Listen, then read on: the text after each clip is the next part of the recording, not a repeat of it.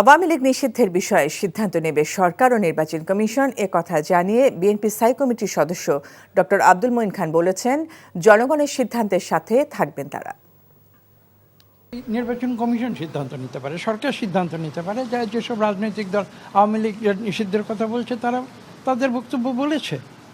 কাজে এখানে আমরা বিএনপি হিসাবে তো আমরা এই সিদ্ধান্ত নেওয়ার মালিক নয়। আমাদের মহাসচিব তো ইতিমধ্যে বলেছেন যে জনগণের সিদ্ধান্তর বিষয় এটি, এবং জনগণ সিদ্ধান্ত নেবে কারা নির্বাচন করবে কি না করবে। এটা হচ্ছে আমাদের যেটা বক্তব্য। তার সঙ্গে আমি নিজেরও একটি বক্তব্য যোগ করছি। আপনি আমাকে জিজ্ঞাসা করেছেন আওয়ামী লীগ নির্বাচনে আসবে কি আসবে না, বা তাদেরকে গ্রহণ করা হবে কি হবে না, বা তাদের নিষিদ্ধ করা হবে কি হবে না। আমি যদি বলি যে এই প্রশ্নটা আওয়ামী লীগকে কেন জিজ্ঞাসা করেন না? তারা কি আসলেই নির্বাচন করতে চায়? তারা কি আসলেই গণতন্ত্র চায়? সেটা তো আওয়ামী লীগকে বলতে হবে।